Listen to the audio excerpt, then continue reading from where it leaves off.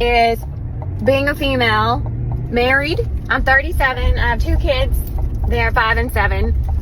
And I've been a stay-at-home mom for the past 10 plus years.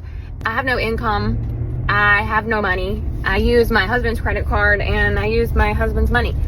And 2 weeks ago, he told me that he wants to move forward with divorce. And I gotta move all the automatic payments and stop using it. It's extremely disrespectful for the women who are pushing the trad wife, stay-at-home mom, financial vulnerability. Women who are pushing that don't understand that they're disrespecting the women of our past who fought so hard for women to have the opportunity to have their own income so that they're not harmed in the end by being financially reliant on another person.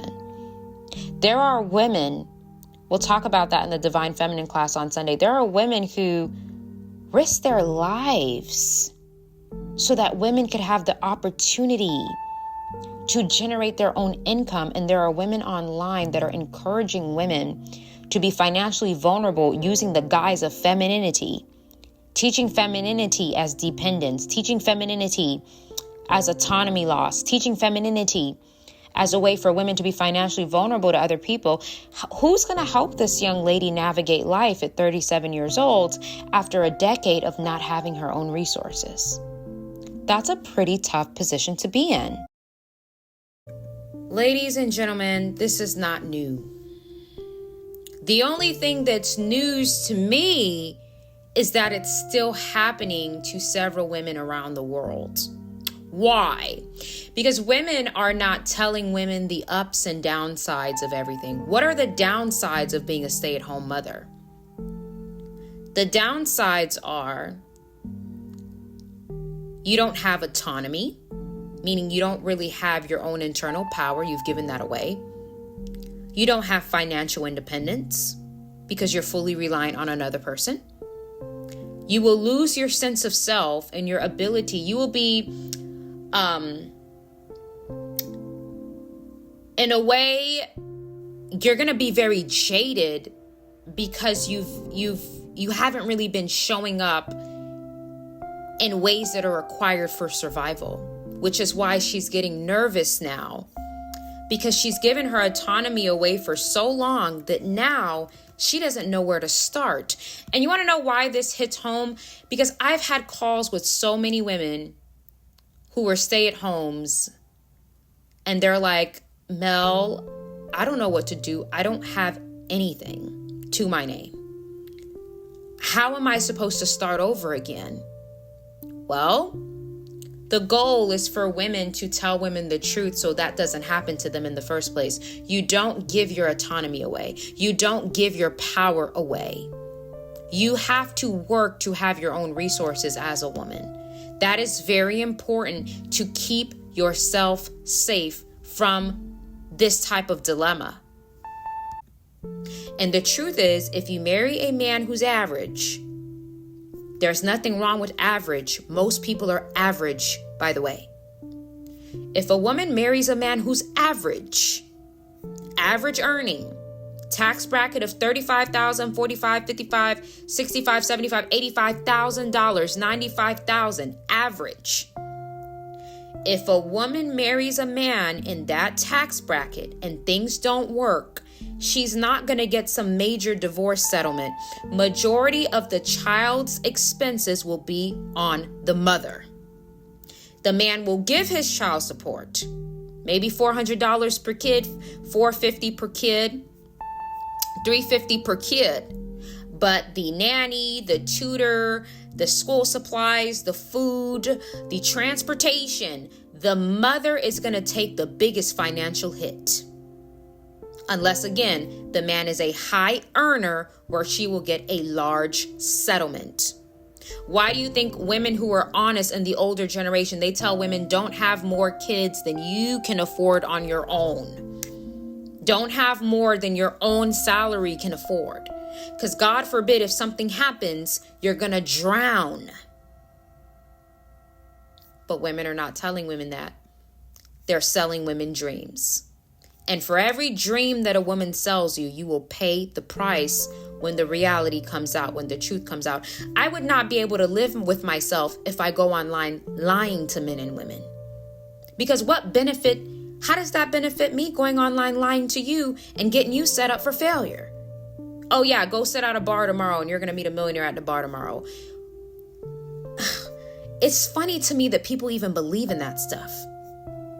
I'm not saying it could never happen, but there's so many variables involved with that.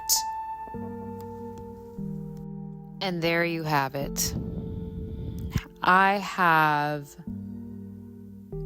come to my wit's end with women leading women down a bad path. I get called the villain for telling women to not lose their autonomy. Let me tell you, I work with a lot of clients, and I'm talking about offline, because there's not much of my life that's exposed, even if you think it is. I am a professional. Offline, I have seen a lot of women who go down the stay-at-home trad wife route, and it's not as glamorous as women online are trying to get you to believe it is. When a woman decides to not have her own income, she's giving her power, security, solidity, structure, and insurance away to another person when she does that. So now this woman is 37 years old with 2 children and will not have the provision to provide for herself because her husband wants a divorce. Once a man asks you for a divorce, especially when it's the man asking you, he's done. Once a guy says, I want a divorce, the relationship is over. And when men pull away from the relationship with a woman, they also pull away their resources. Why? Because men practice self-preservation. So if men are no longer benefiting from a woman, they're not going to give their resources to you because they're no longer benefiting from you. Right? Women will not be benefiting or gaining anything from anyone, and they're still giving their emotional labor and resources. This is why women do things that people don't ask them to do, sacrifice when they don't need to, spread themselves thin. That is a female trait. Men, when they're no longer benefiting from a scenario or situation, they leave you high and dry. They're not going to benefit you in whatever way they can while they're not actually benefiting from you. They will not benefit you if they're not benefiting from you. Why? Men practice self-preservation. So once the relationship ends, they are taking their funds and everything connected to them with them because they're no longer benefiting from you anymore.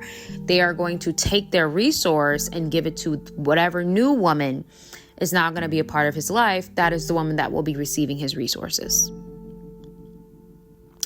Now, I'm always encouraging women to what? Go to school, get your own money, get your degree, do your own thing, pull in your own income. I'm always training women to be autonomous. Always. I don't give women false femininity teachings. I don't tell women to be helpless and hopeless. That's for lazy women. Lazy women enjoy those talking points. I teach women that this is a life. This is your life. You're an adult. Whether a man is present, family member is present, friend is present, no matter what happens in the world, it's your job as a woman to set up your life in a way where you can eat and have shelter and pay your car insurance and pay your bills, whether people are in your life or not. That is your responsible as an adult. It's not even male or female. This has nothing to do with male or female. This has to do with being an adult. As an adult, you are responsible for your resources. And when a woman denies herself of that, you are making that man responsible to provide resources to you. But the problem is, what if it doesn't work? Like that guy that asked her for a divorce. And the way that she said it, clearly she didn't want a divorce. But he requested one. So she has to give, it is what it is. Once a man asks you as a woman, hey, I don't want to be with you anymore, I want to separate from you, there's really no turning back. Why? Because of the way men are structured. Women are easy to convince, men are not. When a man makes his mind up, you cannot convince him, cry, or manipulate your way into getting him to stay. That works on women, it does not work on men.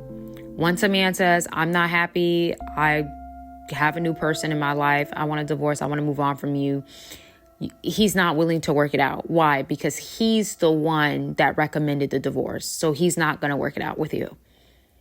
So now at that point, and you know, it's so crazy because I remember being a young girl in school, and I had a friend of mine, her mother was a stay-at-home mom while her father was owning a construction company. And I don't know what happened. I don't think it was it cheating? No, I don't think it was cheating. They just weren't getting along. Actually, I think the mom was the one seeing another guy. It was the mom seeing another guy or something like that. And the husband found out and he said, all right, I want a divorce. And the mom literally started scattering around. She didn't know what to do. She went online and started applying for these low-grade jobs because he told her, you know, let's get a divorce. I don't want to live with you anymore. I don't want to be with you.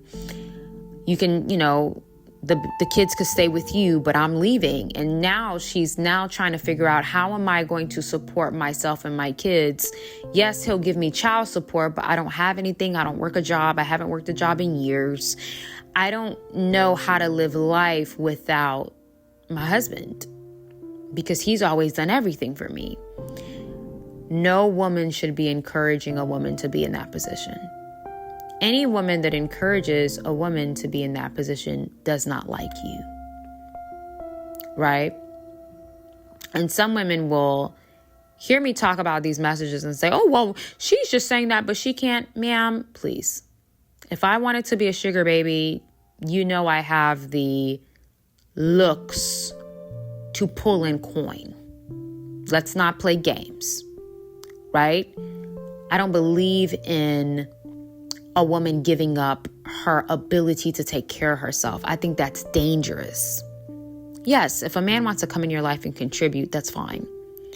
But I believe that God gave women the same brain he gave men. God did not create women dumber than men or less intelligent than men. No, women are very intelligent.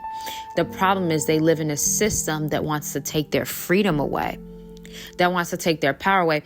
So when I was growing up, I'm like, why would her mom, didn't know what to do. Her mom almost had a breakdown because this guy was the support system for her for so many years. Now he's no longer around. So the question that I have for women is, why do women think that that's glamorous? Why do you think that it's glamorous to not have the resources to protect yourself? Why is that glamorous to you? The only time, and I'm going to say this, it may sound a little controversial, the only time I think a woman should sign up to be a stay-at-home mom or whatever is if her husband is a millionaire. Why? Because God forbid, if things don't work out, she's going to get funded big dollars for her kids. Her kids will have a trust fund. Her kids will have the opportunity to go to the best schools. She'll have money for a nanny. She'll have money for an au pair. She'll have money for a driver. She'll have money for a babysitter. She'll have money for a tutor. That is really the only time I think a woman should be signing up to stay at home. But unless a guy has the money and financial resources to provide a woman all of that towards the end and still be able to fund her with alimony, why would you, I hate to say it, align yourself with an average Joe and sign up to be a stay-at-home mom when you know if things don't work out, he cannot fund you properly. He cannot fund for you and the kids and their school supplies and the bus driver and or the driver or the nanny or the babysitter. He cannot afford all of that. And 9 times out of 10, and if a divorce happens, the children goes with the mother. So how are you, all the extra expenses is going to be on you. But because you never worked, you don't have a savings account, how are you going to pay for your kids' expenses? Because now that that man is no longer connected to you, he doesn't feel like you're his responsibility anymore. Why? Because he's not benefiting from you. He'll take care of the kids. If he's a stand-up guy, he'll take care of the kids. But you don't really matter to him anymore because he's no longer sleeping with you. You don't benefit. Men don't invest in what doesn't benefit them. Women invest in what and who doesn't benefit them. Women are always volunteering themselves to be used by people, right? Women volunteer to be used by people and drained by people. Men will not invest in what does not benefit them. Okay, that's why after a couple times of going out with the guy and he's getting you food and you're not pulling out, he ghosts you, right? Men don't invest in what they're not benefiting off of. They don't operate that way. So because he's no longer benefiting off of her, he's asking her, where are the cards at, honey? Like, I can't have you, subtracting money from my bank account because you're no longer my woman anymore. So a woman should never allow herself to be in a situation where you don't have resources. Ever, especially if you're connected to a guy that, God forbid, if things end, he cannot provide resources to you, then what's the point? If that's the case, then you have to have your own. You should have your own. December 7th, Wounded. This is going to be a phenomenal masterclass. This is a very spiritual class. The wounds that you have in your life that you cannot see, okay? All of the pain, the scratches, the wounds that you are carrying externally affects you. Ladies and gentlemen, we need to take responsibility for ourselves. It's not just paying bills and going to school and putting gas in our car. Whatever wound that you have internally, whether it's a rejection wound, you've been rejected a lot by people, that affects your ability to socialize. If you have a mother wound, it's hard for you to connect with women. You have a father wound, it's hard for you to connect with men. You have a spiritual wound. It's hard for you to connect with your deeper self, with God. There are so many wounds that people have that they don't even realize it's there, and it's affecting your progress. It's affecting your money. It's affecting your ambition. It's affecting your passion. This class, we are going to go through every single type of wound that I personally feel like shows up in people's lives often. And we are also going to dissect how to keep those wounds from destroying our progression, and also how to heal them over time and maintain the way these wounds affect our lives on a deeper level. Wounded, December 7th, 2025. Be there, be square. Divine Feminine. Oh my God. December 14th. I'm very excited about this. I am. I love talking about the feminine. We talked about weaponize your masculinity, but now we're gonna close out the year with the divine feminine. This class is going to be wonderful for all you ladies who just want to be empowered again. You want to learn about feminine history. Oh yeah, this class is going to highlight some of the world-changing women who fought for us as women to be able to have the opportunities that we have today. This class will definitely touch on some glamour as well. Okay, everybody getting all glammed up. And this class is also going to touch on the spiritual connotations and the spiritual power that we have as women. Women are portals, as I always talk about. So this is going to touch on our internal power, our womb power, womb cleansing. We are going to do it all in this class. December 14th, 2025 at 7 p.m. Be there or be square. Looking forward to you guys signing. My mother started to panic. They're like, we need to call 911. Something is wrong. Doctor told my mother, it looks like your baby may unfortunately be a victim of SIDS. God is full of surprises, but good surprises. Major encounter with God in my life. That was the Holy Spirit warning me and giving me signals about a warfare that was. He's never going to lead you in a path that is going to end in your demise. No way. It's important to keep pushing, keep praying, and keep believing, even when you don't see a way out. And because something is right with you, that's why you're getting attacked a lot. God speaks to us through people, through dreams, through scenarios, through feelings that we get, our discernment, showing up. You got to take God serious. You got to keep God at the center of your life at all times. I'm going to walk away from God because of these experiences that I've had.